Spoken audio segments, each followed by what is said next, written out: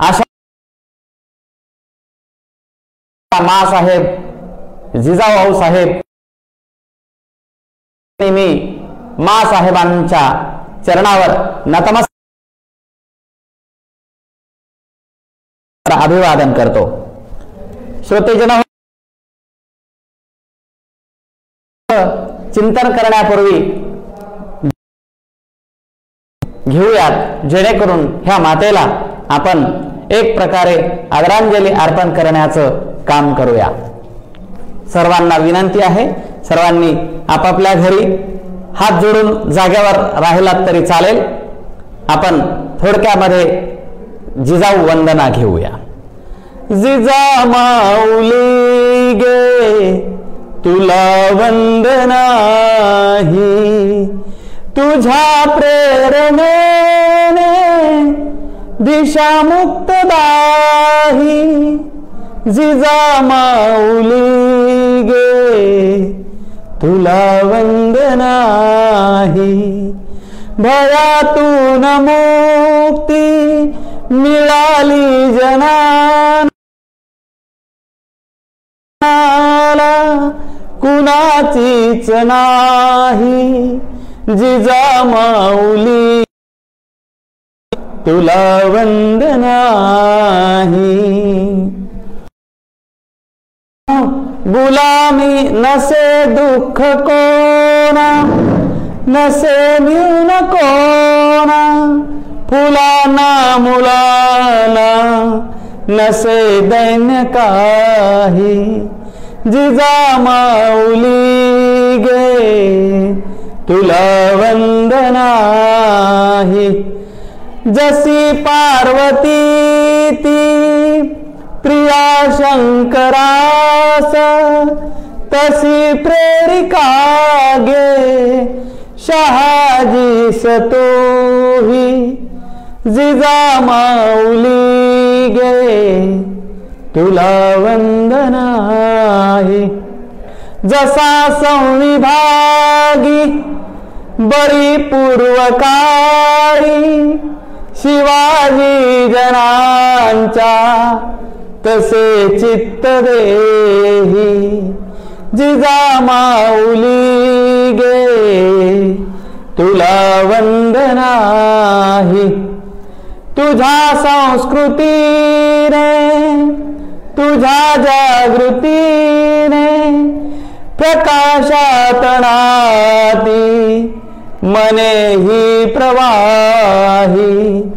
जिजा माऊली गे तुला वंदना ही, तुला वंदिताना सुखी अंग अंग, खरा धर्म आता शिवाचाच पाही। जिजा माऊली गे तुला वंदना ही, जिजा माऊली गे तुला वंदना ही, तुला वंदना ही, तुला वंदना ही। मा जिजाऊ साहेबांच्या चरणावर नतमस्तक होऊन मी आज संत दर्शन चॅनलवर माझे जे शब्दरूपी शब्दपुष्प आहे ते जिजाऊ समर्पण करणार आहे। मित्रहो, जवळपास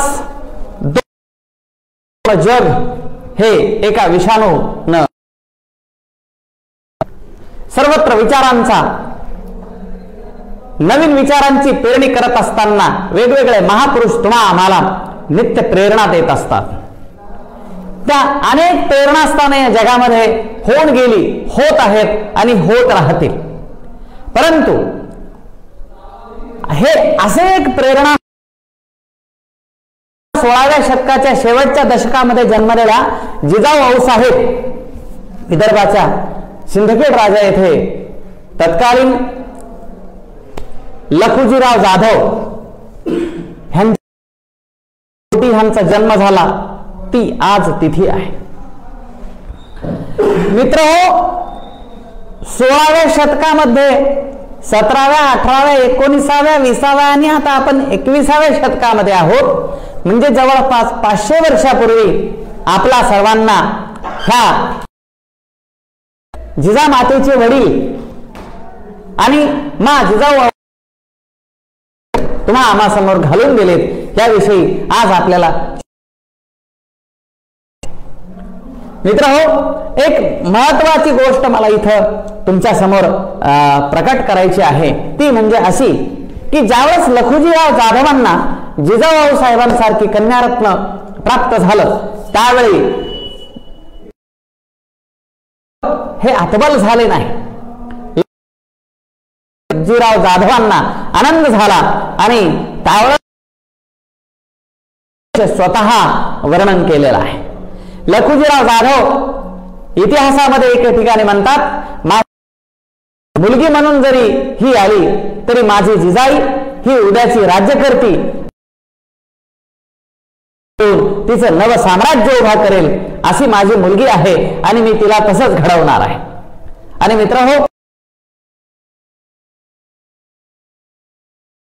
आपल्या मुलीचं संगोपन करत असताना भविष्यामध्ये मा जिजाऊ आऊसाहेबांचा तर तत्कालीन कालखंडामध्ये कमी वयामध्ये विवाह होत असल्यामुळे जिजाऊंना वयाच्या 9व्या वर्षी शहाजी राजेंचा विवाह झाला आणि त्यानंतर मग जिजाऊ जाधवांच्या जिजाऊ ह्या जिजाऊ शहाजी राजे भोसले असं त्यांचं नामकरण बदललं. परंतु कुणाच्या जीवनामध्ये काही असे प्रसंग येऊन जातात आणि तिथून पुढं पूर्ण जीवनाला पूर्ण अक्षरशः कलाटणी मिळते आणि मा जिजाऊ साहेबांच्या जीवनामध्ये तसंच झालं. तांत्रिक काही कारणांमुळं जिजाऊंच्या वडिलांचं आणि जिजाऊंचे जे पती होते शहाजी राजे आणि लखुजीराव जाधव ह्या दोघांच्या कुटुंबामध्ये वैर आलं. कारण दोघांच्याही घरातील एक एक खून त्यांच्याकडून पडला होता आणि हे वैर एवढं विकोपाला गेलं की शेवटी जिजाऊंना अत्यंत कमी वयामध्ये आपलं माहेर, आपले वडील, आपले भाऊ, आपली आई सगळं सोडून आपल्या पतीसोबत शहाजी राजांसोबत यावं लागलं. मी का हा इतिहासातला महत्वपूर्ण प्रसंग आहे. अनेक स्त्रिया विद्यमान कालखंडामध्ये परवाला आपल्याला माहित आहे माई म्हणजेच ज्यांना आपण सर्वत्र अनाथांची माय म्हणून संबोधतो, सिंधुताई सपकाळांसारखी एक स्त्री जिनं अगदी त्याला काय हिंदीमध्ये दरदरकी ठोकरे म्हणूया किंवा जंग इथल्या व्यवस्थेनं त्यांना त्रास दिलेला असताना सुद्धा घरातून हाकलून दिलेली आधुनिक कालखंडातील स्त्री सुद्धा स्वतःचं साम्राज्य म्हणजे राज्य वगैरे नाही तर स्वतः अमरत्व घेऊन सिंधुताई सपकाळ आपल्यामधून गेल्या. त्यांना अनेक पुरस्कार मिळाले असतील. त्या पुरस्कारापेक्षाही सिंधुताई सपकाळ निवर्तल्यानंतर ज्यांची ओळख नाही, ज्यांचा संबंध नाही त्यांचे सुद्धा डोळे पाणावले. म्हणजेच याचा अर्थ असा आहे की आपण जेव्हा एखाद्या गोष्टीची पेरणी करतो, जगद्गुरु तुकोबरायांच्या भाषेमध्ये सांगायचं झालं तर एका बीजा केला नाश मग भोगिले कणीस. मायबाप हो, आपल्याला जर मोठं व्हायचं असेल तर स्वतःला गाडून घ्यावं लागतं. जमिनीत गाडून घेतलं की मग त्याला कणस येतात आणि त्या आलेल्या कणसांचे पुन्हा 1000 दाणे आणि त्याचे अनेक कणस आणि मग नवजीवन निर्माण करण्याची क्षमता आपल्यामध्ये जर आपल्याला आणायची असेल तर आपल्याला गाडून घ्यावं लागेल. म्हणून जगद्गुरु तुकोबरायांच्या कृतीप्रमाणे कारण तत्कालीन कालखंडामध्ये तुकोबरायांसारखं सुद्धा शब्दरत्न ह्या धरतीवर प्रकटलेला आहे. चला आपण जिजाऊ आऊसाहेबांचा इतिहासाच्या अनुषंगाने पुढे जाऊया.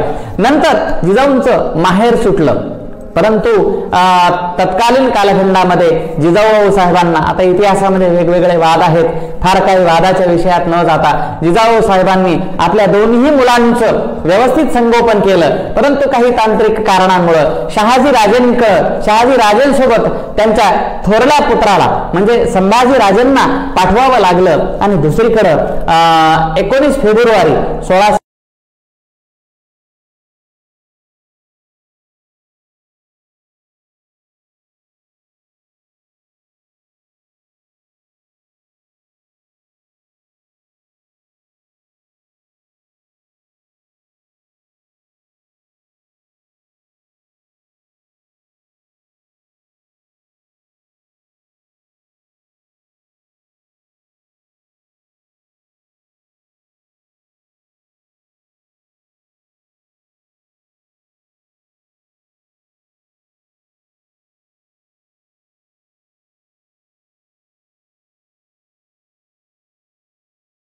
भारताला दैदिप्यमान असं उंच शिखरावर ज्ञानाच्या क्षेत्रामध्ये नेऊन युग पुरुष आहेत ज्यांनी अध्यात्म आणि ज्ञानाच्या बळावर स्वतःच एक वेगळं स्थान निर्माण केलं, असे स्वामी विवेकानंद यांचीही आपण आज जयंती साजरी करत आहोत. आणि म्हणून त्या माझ्या ओढ मी टाकलेली आहे की कुळी कन्या पुत्र होती जे सात्विक तयाचा हरीख वाटे देवा. म्हणजे जगद्गुरु तुकोबाराय 16व्या शतकात सुद्धा पहिल्यांदा कन्येला प्राधान्य देतात. मला वाटतं निश्चितपणे माझा पक्की धारणा झालेली आहे की हा अभंग लिहिताना जगत सारखं एक स्थिर, कारण ज्या कन्या रत्नानं शौर्याचं धैर्याचं काम ज्या मातेनं शिवाजी मध्ये घडवलं त्या मातेच जगद्गुरु तुकोबारायांना कुळी कन्या पुत्र होती जे सात्विक तयाचा हरीख वाटे देवा. कारण शेवटच्या चरणामध्ये घडव त्यांची सेवा परी माझ्या दैवा पार नाही. म्हणजे संत असू दे नाही तर कोणीही एखादा देश लोकांची सेवा करणं, अशा लोकांप्रती आपली निष्ठा प्रकट करणं हे जसं माझं तुमचं सगळ्यांचंच काम आहे. त्याच अनुषंगानं जिजाऊ साहेबांनी छत्रपती शिवाजी महाराजांना घडवत असताना एक फार सुंदर सुभाषित आहे संस्कृतमध्ये, सुशीलो मात्र पुण्येन पितृ पुण्येन चतुर्थः. माणूस कशामुळे विद्वान होतो, माणूस कशामुळे श्रेष्ठ होतो, माणूस कशामुळे लढवय्या होतो, माणूस कशामुळे ज्ञानी होतो, माणूस कशामुळे सद्गुणी होतो, माणूस कशामुळे सद्वर्तनी होतो, तर त्याचं एक आणि एकमेव कारण म्हणजे आई. खूप छान सांगितलंय, सुशीलो मात्र पुण्येन पितृ पुण्येन चतुर्था. सुशील जर पुत्र रत्न पोटी यायचा असेल तर त्यासाठी मातेची कूस म्हणून तर सांगितलंय, शुद्ध बीजा पोटी फळे रसाळ गोमटी. म्हणजे बीज आणि पोट, मी माझ्या बऱ्याच कीर्तनामध्ये सुद्धा ह्याचा उल्लेख केलाय. बीज म्हणजे बाप आणि पोट म्हणजे आई. म्हणजे आई आणि वडील यांच्या नंतरची जी नवनिर्मिती होते, जन्माला येतं, हे दोन्हीही शुद्ध असतील तर मग ते येणार होतं. नाहीतर कधी कधी असंही होतं, आई वडील चांगले असतात परंतु मुलं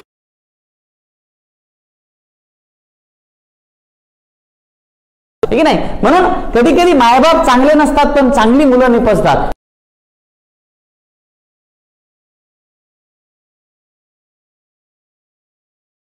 परंतु जिजाऊ साहेबांनी राजे शहाजी राजांनी त्यांच्यावर जेव्हा पुण्याच्या जहागिरीची जबाबदारी सोपवली त्यावेळेस छत्रपती शिवाजी राजेंचं वय केवळ 14 वर्ष होतं आणि त्यावेळेस जिजाऊ जेमतेम एक 20-22 वर्षाच्या असतील. मित्रहो, मला एक म्हणायचंय की एक स्त्री पूर्ण पुण्याचं पूर्ण मावळ प्रांत आपल्या हातामध्ये घेते आणि त्यानंतर जे छत्रपती शिवाजी महाराजांवर जे संगोपनाचं जे उपचार म्हणूया किंवा जे संस्कार म्हणूया, जे असे काही केले की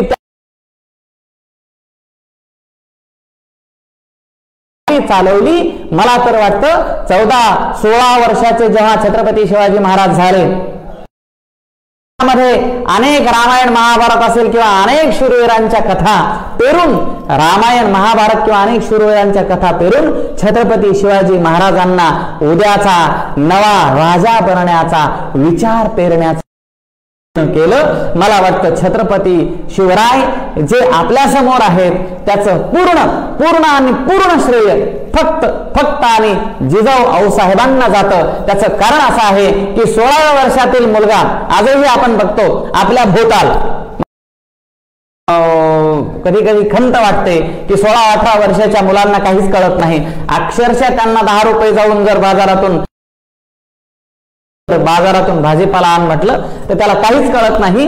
मग विचार करा, एक मुलगा, एक 16 वर्षाचा तरुण, त्या काळामध्ये कुठलाही शिक्षणाची व्यवस्था नसताना, घरी शस्त्रास्त्राचं शिक्षण दिलेलं असताना, कुठल्याही शालेय शिक्षणाची व्यवस्था नसताना जर 16 वर्षाचा तरुण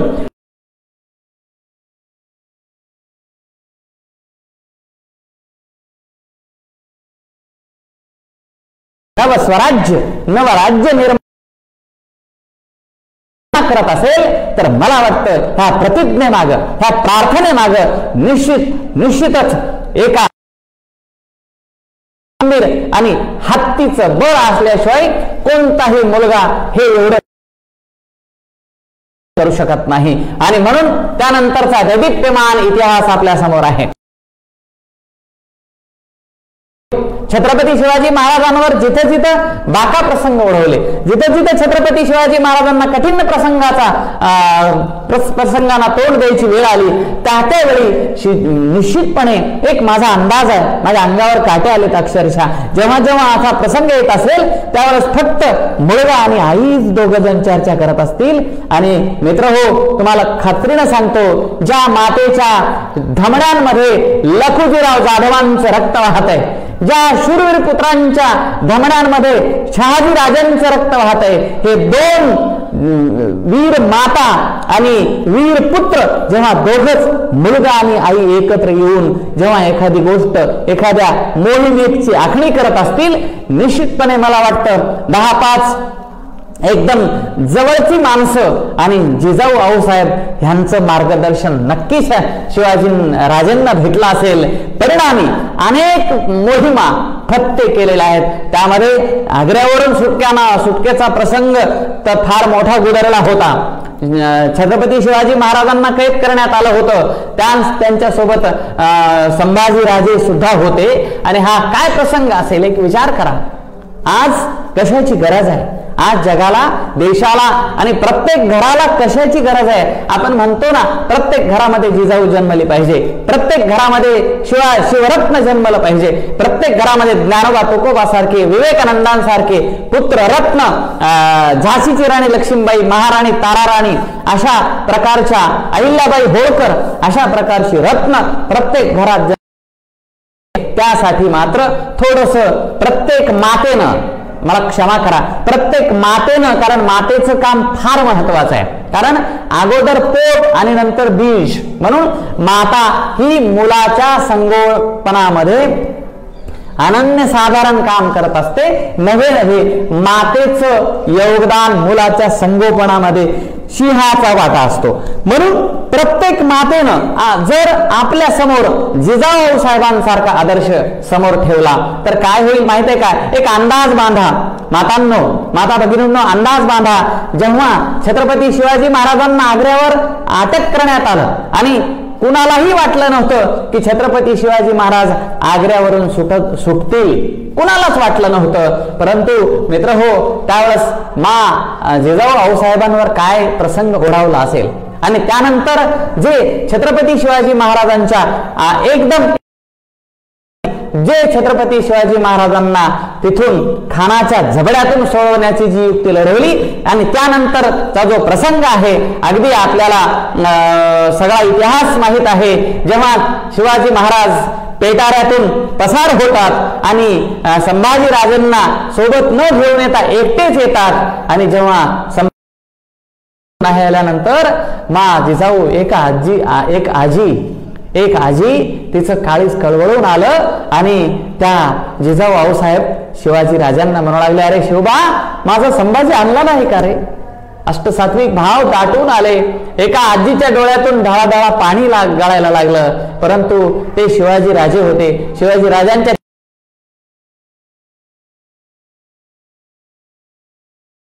महाराजांच्या चेहऱ्याकडे पाहिल्यानंतर शिवाय जिजाऊंना हायसं वाटलं की नक्की माझा वीर संभाजी, माझा बाळ संभाजी, त्याला काहीच झालेलं नाही.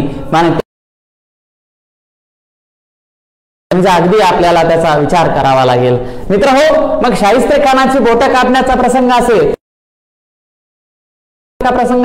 किंवा अनेक प्रसंग असतील, अगदी राज्याभिषेकाचा प्रसंग ओढवला किंवा सिंहगडाची कथा आपल्या सगळ्यांना आणि कथा माहित आहे. मग तानाजी मालुसरे सारखा मावळा जेव्हा छत्रपती शिवाजी महाराजांनी गमावला किंवा बाजीप्रभू देशपांड्यांसारखा मावळा जेव्हा छत्रपती शिवाजी महाराजांनी गमावला, त्यावेळेस प्रत्येक प्रसंगाला मी तर म्हणेन, छत्रपती शिवाजी महाराज रयतेचे राजे, छत्रपती शिवाजी महाराज ह्या इथलं जे राज्य उभं करू शकले ते केवळ आणि केवळ फक्त आपल्या आईनं दिलेलं जे पाठबळ आहे त्यामुळेच ते करू शकले. म्हणून माता भगिनींनो, म्हणून मित्र हो, माझी ह्या प्रसंगी तुम्हाला कळकळीची विनंती आहे की आपला मुलगा काय व्हावा.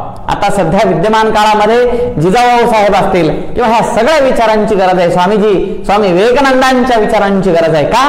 कारण जोपर्यंत देश हा शौर्यानं, धैर्यानं, पराक्रमानं आणि आपल्या इतिहासानं दैदिप्यमान होणार नाही, जोपर्यंत देश आपला इतिहास आपल्या खुणगाठीशी बांधून ठेवणार नाही, तोपर्यंत देश हा पुन्हा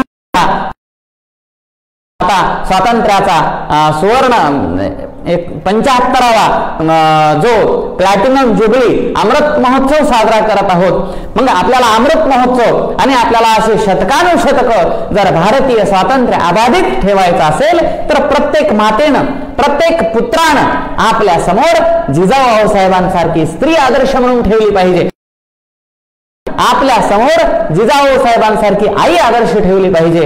प्रत्येक मातेनं विवेकानंदांसारखं पुत्र रत्न, एक युग प्रवर्तक, युग पुरुष, ज्ञानवंत, प्रज्ञावंत विवेकानंदांसारखं पुत्र रत्न समोर ठेवलं पाहिजे. तरुणांचे आदर्श बदलत्या काळामध्ये बदलता कामा नये. कारण जर आपले आदर्श बदलले तर निश्चितच आपलं जीवन रसातळाला जाईल. त्यामुळं आपले आदर्श बदलता कामा नये. आणि जर आपले आदर्श बदलले तर बाळांनो, जे तुम्हाला आकर्षित करणारे जे तात्पुरते मीडियावरचे जे आदर्श आहेत ते खोटे आदर्श आहेत. ते फक्त बोलके दिसणारे आदर्श हे एकही डायलॉग मनानं म्हणू शकत नाहीत. त्यांचा बोलवीत धनी दुसराच कोणीतरी असतो. परंतु आपले आदर्श कोण? आपले आदर्श स्वामी विवेकानंद, आपले आदर्श छत्रपती शिवाजी महाराज, आपले आदर्श डॉक्टर बाबासाहेब आंबेडकर, ह्या सगळ्यांना, आपले आदर्श डॉक्टर APJ अब्दुल कलाम, ह्या सगळ्या आदर्शांकडे पाहून तरुणांनी, माता भगिनींनी सुद्धा जीवन जगणं गरजेचं आहे. काळ बदललाय हो. स्त्री आज पुरुषाच्या खांद्याला खांदा लावून लढते आहे. एकीकडे स्त्री पुरुषाच्या खांद्याला खांदा लावून लढत असताना दुसरीकडे मात्र अजूनही स्त्री गर्भात सुरक्षित नाही. आज जिजाऊ जयंतीच्या दिनी अनेक वेळ दिवसभर बोलता येईल असे अनेक विचार आहेत. परंतु आज विद्यमान कालखंडामध्ये आपल्याला काही गोष्टींचा प्रकर्षानं त्याचा निष्कर्ष घेणं अपेक्षित आहे. कारण जोपर्यंत आपण वर्तमान काळात त्या भूतकाळातील गोष्टींचा वर्तमान काळाशी जर योग्य जोड लावली तर निश्चितच आपण उज्ज्वल भविष्याचा वेध घेतल्याशिवाय राहणार नाहीत. आणि जर आपल्याला उज्ज्वल, यशस्वी आणि एकदम दैदिप्यमान भविष्याचा जर वेध घ्यायचा असेल तर आपले आदर्श बदलता कामा नये. कारण आज घडीला स्त्री सुरक्षित नाहीये. स्त्रीच्याच गर्भामध्ये, स्त्रीच्याच उदरामध्ये जर स्त्री सुरक्षित नसेल, आजही असं म्हटलं जातं की स्त्रीचा छळ हा जास्त प्रमाणामध्ये स्त्रीच करत असेल तर समाजाला अजूनही प्रबोधनाची गरज आहे. कारण जोपर्यंत शेवटची स्त्री सुरक्षित होणार नाही, जोपर्यंत शेवटची स्त्री, शेवटच्या स्त्रीवर सिंधुताई सपकाळांसारखा अन्याय थांबणार नाही, तोपर्यंत प्रबोधनाचं काम थांबता कामा नये. मग स्त्री कितीही शिकली असेल परंतु तिच्या मनामध्ये असूया, द्वेष, मत्सर ही भावना असेल तर तिच्या शिक्षणाला कुचकामी महत्व आहे. म्हणून शिक्षण शिकत असताना आपल्याला जीवन जगण्याचं शिक्षण सुद्धा शिकणं अत्यंत महत्वाचं आहे. कारण आजकाल सगळीकडे बोलणारी माणसं खूप झाली, माझ्यासारखे पोपट सगळीकडे खूप झाले, परंतु वर्तनाचा प्रश्न जेव्हा येतो तेव्हा मात्र सगळ्यांनाच फार मोठा प्रश्न पडत असतो. म्हणून आपल्या बोलण्याबरोबरच आपलं वर्तन सुधारणं गरजेचं आहे. शहरातील संस्कृती पाश्चिमात्य संस्कृतीकडे गेलेली आहे. शहरातील संस्कृती थोडीशी अति आधुनिकतेकडे जात असताना मग तेथील स्त्रियांनी सुद्धा ज्या काही गोष्टी त्या करून जे आदर्श समोर ठेवत आहेत त्याच्यावरही थोडे निर्बंध, त्याच्यावरही थोड्या मर्यादा आल्या तर निश्चितच उद्याचा येणारा जो आपला 100 वर्षाकडे जाणारा स्वातंत्र्याकडचा भारत आहे तो ह्याही पेक्षा सक्षम होईल. त्यासाठी आपल्याला काय करावं लागेल? त्यासाठी आपल्याला प्रत्येकाला एक मनासी खुणगाठ बांधावी लागेल. कारण ज्या जिजाऊंनी महाराष्ट्राच्या मातीमध्ये लोखंडाची रोवलेली पहार उपसून गुलामगिरीच्या छाताडावर घणाघाती घाव घातला, त्याच मातेनं ह्याच महाराष्ट्राच्या भूमीमध्ये सुजलाम सुफलाम असा सोन्याचा नांगर फिरवलाय. मग आपलं काम काय आहे? प्रत्येकाचं काम आहे. हा मी बोलतोय माझं काम आहे, तुम्ही ऐकताय तुमचं काम आहे. प्रत्येकानं उगवणाऱ्या सूर्याच्या तेजासारखं काम करत असताना आपण साहेबांची जयंती साजरी करत असताना त्यांच्या जीवनातून अनेक संदेश आपल्याकडं आपल्या समोर येतील. म्हणून एके ठिकाणी असं म्हटलं जातं, जिजाऊ साहेब तुम्ही नसता तर लढले नसते मावळे. जिजाऊ साहेब तुम्ही नसता तर लढले नसते मावळे. तुम्ही नसता तर नसले दिसते हे विजयाचे सोहळे. हा विजय सोहळा कुणामुळे आहे? माझा छत्रपती शिवाजी महाराजांमुळे आहे. परंतु छत्रपती शिवाजी महाराजांसारखा वीर योद्धा घडला कुणामुळं? माझ्या जिजाऊ साहेबांमुळं. म्हणून एक माता काय करू शकते? एक उदाहरण देतो आणि मी माझ्या वाणीला पूर्णविराम देतो. मित्र हो, जेव्हा भगतसिंगांना फाशी झाली आणि आता कळलं की आता भगतसिंगांची फाशी काही रद्द होणार नाही, तेव्हा माझ्यासारखा एक माणूस त्या भगतसिंगाच्या आईकडे गेला आणि नमस्कार माताजी म्हणाला, भगतसिंग को तो कल फाशी होने वाली है. त्यावेळेस भगतसिंगाची आई धाय मोकलून रडायला लागली. मग त्यालाही वाईट वाटलं. तो म्हणाला, माताजी आप क्यों रो रही हो? म्हटल्यानंतर भगतसिंगांची आई आणखीच धाय मोकलून रडायला लागली आणि पुन्हा विचारल्यावर विचारलं की आप क्यों रो रही हो? तो भगत सिंह की माँ ने जो उत्तर दिया है वो बहुत ही सोचने लायक है. भगत सिंह की माँ उत्तर देती है, बेटे मैं इसलिए नहीं रो रही हूं कि मेरा भगत भारत माता को मुक्त करने के लिए खुद के जान को न्यौछावर कर रहा है, उसके लिए नहीं रो रही हूं. मैं इसलिए रो रही हूं कि कैसी मैं अभागन हूं, मैंने एक ही भगत सिंह को पैदा किया. काय एका आईचे उद्गार आहेत. भगतसिंगाची आई म्हणते, मी दुर्दैवी आहे, मी कपाळ करंटी आहे, कारण मी एकाच भगतसिंगाला जन्म दिला. असे मी 1000 भगतसिंग पैदा केले असते तर ब्रिटिशांना एका रात्रीत भारत देश सोडून लावण्याची ताकद मी माझ्या कुशीमधून निर्माण केली असती. मित्रांनो, ही आईच्या कुशीची ताकद आहे. म्हणून भगतसिंग सुद्धा म्हणतात की तुम्ही गोळीनं माणूस माराल, परंतु एका रक्ताच्या थेंबामधून 1000 क्रांतीवीर उभे होतील. म्हणून ह्या क्रांतीवीरांची भाषा आपल्या ह्या भाषेचे आपण पाईक आहोत. भगतसिंगांच्या विचाराचे पाईक आहोत.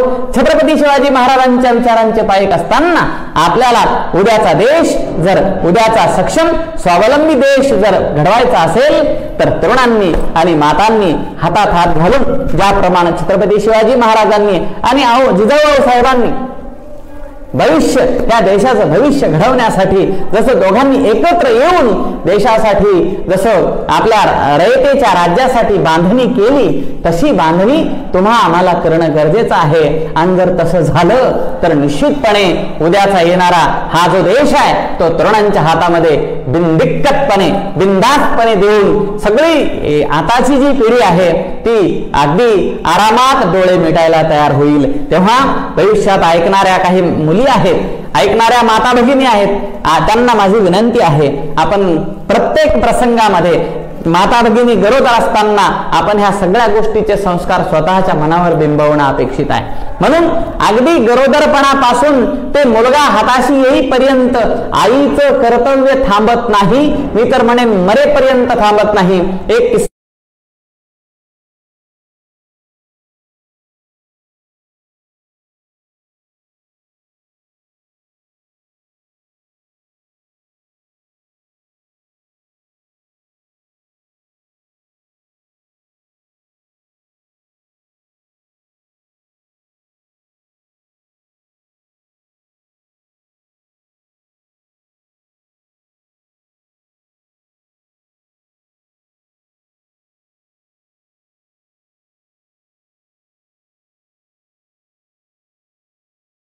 आश्रम थांबले पाहिजे, वृद्धाश्रम बंद झाले पाहिजे. माता इकडे जिजाऊला हार घालायचा आणि तिकडे आईची वाटणी करायची, इकडे जिजाऊंची पूजा करायची आणि तिकडे आईची वाटणी करायची. हे पूर्णतः विचाराशी प्रतारणा आहे. म्हणून आईला जिजाऊंना हार घालू नका तुम्ही वेळ प्रसंगी, कारण प्रत्येक जण त्या मातेसमोर नतमस्तक आहे. तुमचा जिजाऊंना हार नसला तरी चालेल, परंतु तुम्ही स्वतःचा विचार मात्र जिजाऊंच्या प्रती एकनिष्ठ ठेवला पाहिजे. त्यासाठी तुम्ही तुमच्या आईचं पूजन करा, आपल्या आईचं घरी पूजन करा, आपल्या वडिलांची शुश्रूषा करा. कारण जर हे केलं तर निश्चितपणे एकही माता वृद्धाश्रमात जाणार नाही, एकाही वडिलाचे डोळे पाणावणार नाहीत. म्हणून मित्र हो, माझी एक कळकळीची विनंती आहे. मी जिथं जिथं बोलतो तिथं माझा हाच एक प्रयत्न राहिलेला आहे की समाजाच्या शेवटच्या घटकापर्यंत विचार जाऊन शेवटच्या घरातील माझी माय, शेवटच्या घरातील माझे बाबा हे आनंदी राहिले पाहिजे. आणि खरं सांगू तुम्हाला, आई वडिलांना काही पैसे आदले काही नाही पाहिजे. 2 टाइम तुम्ही त्यांना विचारलं, 2 टाइम जेवायला दिलं ना तरी पुरेसं आहे. मला वाटतं प्रत्येक घरातील आई शिकली, प्रत्येक घरातील आई सुशिक्षित झाली, प्रत्येक घरातील येणारी स्त्री जर सक्षम झाली, स्वतःच्या पायावर उभी राहिली तर निश्चितच उद्याचा देश उज्ज्वल भविष्याकडे जाणार आहे. म्हणून जाता जाता कवी दुष्यंत कुमारांची एक कवितेच्या काही ओळी मी इथं हिंदीतून सांगणार आहे आणि मी माझ्या वाणीला पूर्णविराम देणार आहे. एके ठिकाणी दुष्यंत कुमार एका कवितेमध्ये फार सुंदर सांगतात, हे तुम्हालाही माहित आहे. काय करायचं आहे आपल्याला? सिर्फ हंगामा खडा करना मेरा मकसद नाही. मी का बोलतोय, जिथं कुठं शक्य होत असेल तिथं मी बोलण्याचा प्रयत्न करतो, नवे स्वतःहून बोलतो.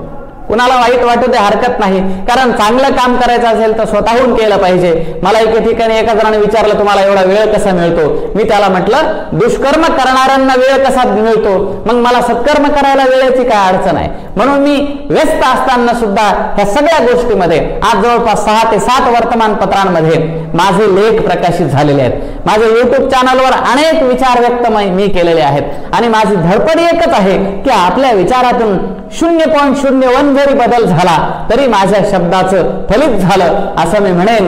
आणि म्हणून मी ह्या दुष्यंत कुमारांच्या ओळी शेवटी व्यक्त करून माझ्या वाणीला पूर्णविराम देतोय. सिर्फ हंगामा खडा करणं मेरा मकसद नाही. मला नुसतं ओरडायचं नाहीये, मी ओरडत नाहीये. मी वारंवार सांगत असतो, मी स्त्री सक्षम करतोय का, तर माझ्या मुलीचा भारतात MBBS ला नंबर लागला नाही तर तिला मी पैसे भरून परदेशात शिकायला ठेवलंय. आपण समाजासमोर आदर्श निर्माण केला पाहिजे, मग समाज आपल्या आदर्शावर पावलं ठेवून चलत असतो. म्हणून सिर्फ हंगामा खड़ा करना मेरा मकसद नहीं, मेरी कोशिश ये है कि ये सूरत बदलनी चाहिए. तरुणांनो, माता भगिनींनो, थोडं बदला. आपल्या मुलांना योग्य सवयी लावा, त्यांना मोबाईल देऊ नका, त्यांच्याकडे त्यांना प्रतिबंध करा, त्यांना ताडण करा, वेळ प्रसंगी 2 ठाके आणा, परंतु त्यांना योग्य मार्गावर लावा. हीच योग्य वेळ आहे. आणि एकदा का ही मुलं तुमच्या हातात, हीच वेळ आहे. सिर्फ हंगामा खड़ा करना मेरा मकसद नहीं, मेरी कोशिश है कि ये सूरत बदलनी चाहिए. मेरे सीने में नहीं तो तेरे सीने में सही. कुठं कुठं, मेरे सीने में नहीं तो तेरे सीने में सही. हो कहीं भी आग, हो कहीं भी आग, लेकिन आग जलनी चाहिए, लेकिन आग जलनी चाहिए. तो चलो मेरे देशवासियों, मेरे प्यारे बहनों और भाइयों, मैं आपसे विनती करता हूं कि ये हमारा सबका दायित्व है. It's our collective responsibility. अगर इस भारत देश को आजादी का अमृत महोत्सव अगर अच्छी तरह से मनाना है तो मां जिजाऊ साहब और छत्रपति शिवाजी महाराज, स्वामी विवेकानंद, इनके विचारों को कोटि कोटि वंदन करके खुद के जिंदगी में परिवर्तन लाना है. आणि असं झालं तर निश्चितच आपण यशस्वी होऊया. यशस्वीतेची व्याख्या आपण जगाला सांगण्यासाठी नक्कीच प्रेरित होऊया, एवढी माझी एक विनंती करतो आणि माझ्या वाणीला पूर्णविराम देतो. ह्या संत दर्शनचे चॅनल आमचे परम मित्र आदरणीय हरिभक्त परायण मृदंगाचार्य गणेश महाराज नीरस हे संत दर्शन चॅनल चालवतात. ह्या चॅनलवर महाराष्ट्रातील अनेक नामांकित वक्ते, व्याख्याते, कीर्तनकार बोलतात आणि मलाही छान वाटतं की गणेशराव निरस हे खूप मोठं काम मीडियाच्या माध्यमातून करत आहेत आणि त्यांनाही ह्या प्रसंगी मी शुभेच्छा देतो. आणि ह्या चॅनलवर आपण सर्वांनी मला ऐकलं त्याबद्दल तुमचेही ऋण व्यक्त करतो. पुन्हा एकदा जिजाऊ साहेबांच्या चरणावर नतमस्तक होतो, त्यांना कोटी कोटी अभिवादन करतो आणि माझ्या वाणीला पूर्णविराम देतो. जय हिंद, जय भारत, जय जिजाऊ, जय शिवराय.